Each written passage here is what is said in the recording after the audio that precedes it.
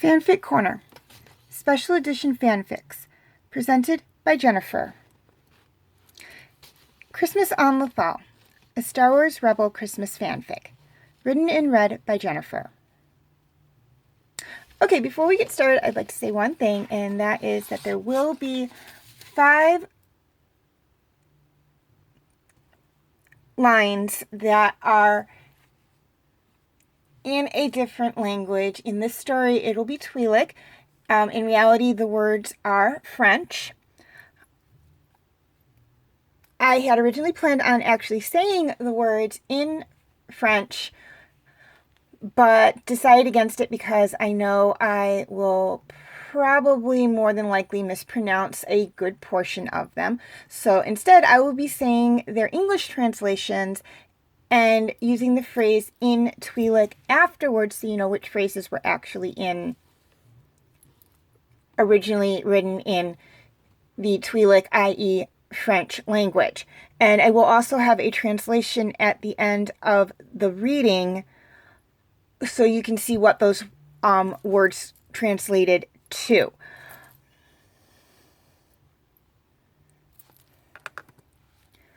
Christmas had always been a big deal on Lothal, even after the formation of the Empire. Kanan and Hera had spent 8 years on Lothal with their adopted son Ezra. They had found him as a baby when they were 14 and had decided to raise him as their own. It wasn't easy, since they were just teenagers and neither one had any experience with childcare. But things had gotten easier once Ezra had outgrown the baby and toddler stage. It was the day after Thanksgiving, and Ezra had woken up early. He knew that today was the official start of the Christmas season, and, like all the kids on Lothal and in the galaxy, he was excited about going to see Santa and give him his Christmas list. He entered Hera and Kanan's room to find his parents were still sleeping. Not wanting to wait, he crawled on their bed and began pulling at Kanan's nightshirt. "Time to wake up, Dad," he said in Twi'lek. Hera silently laughed. She didn't speak Twi'lek that much around Ezra, but he had picked up enough to hold a conversation with her in her native language. Beside her, Kanan groaned. "Why did you teach him that phrase?" he asked. "Mom, we're going to go see Santa, right?" Ezra asked Hera as she sat up in the Twi'lek language.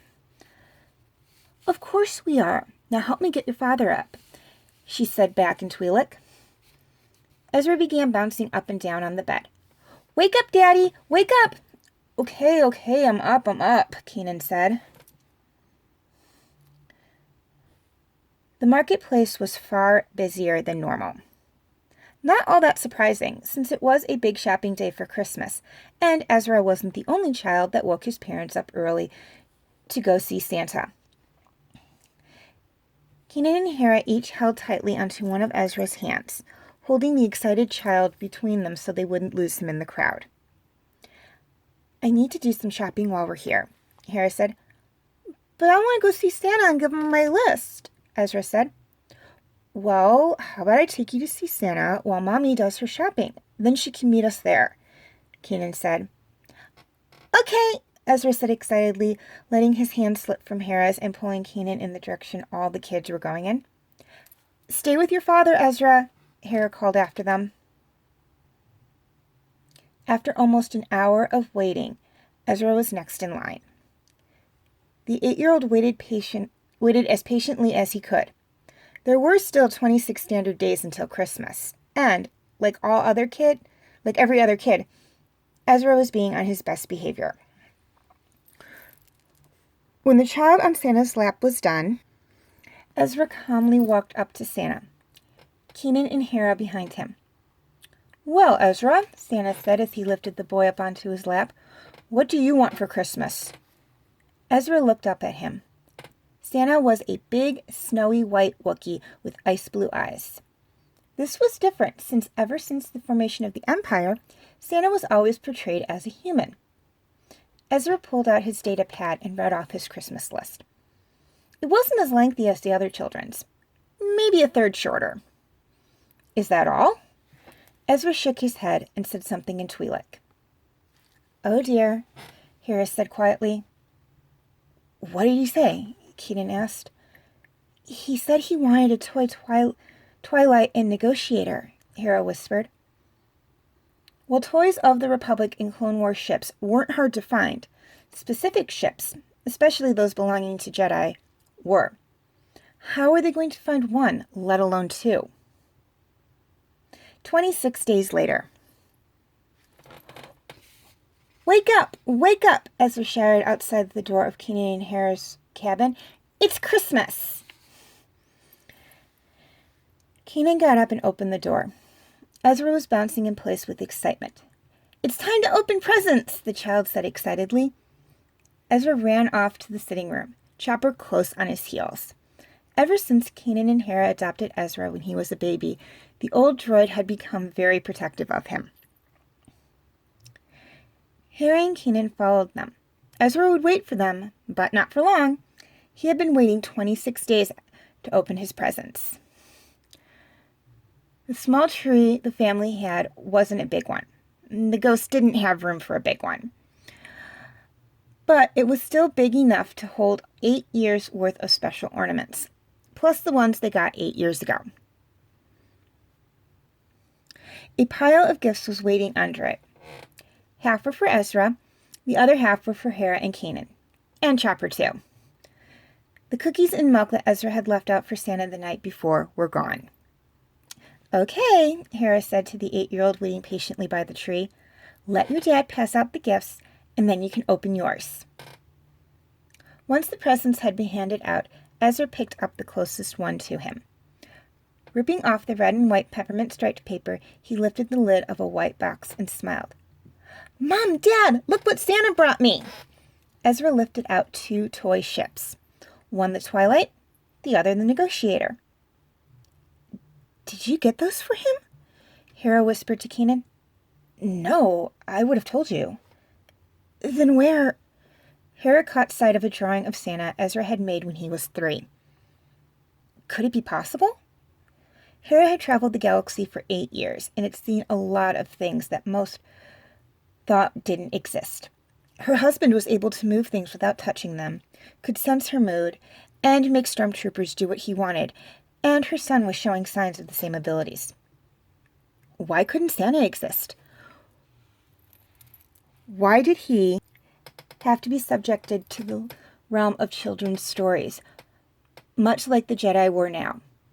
In these dark times, the simplest childlike fantasies had a way of making things seem much more bearable, even if it only was for a season.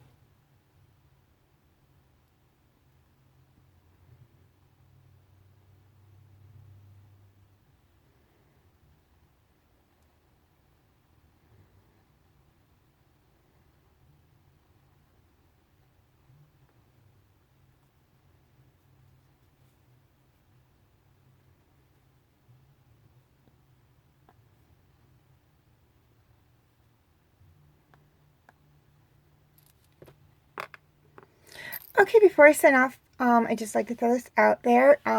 If any of you have a fanfic or short story you would like me to read for Fanfic Corner, please send it to me at either my Tumblr account or my Facebook page. The links will be in the description section. A couple of things I would like you to keep in mind. First off, be sure to include your name or the author's name. If I can't credit anyone, I will not do a reading.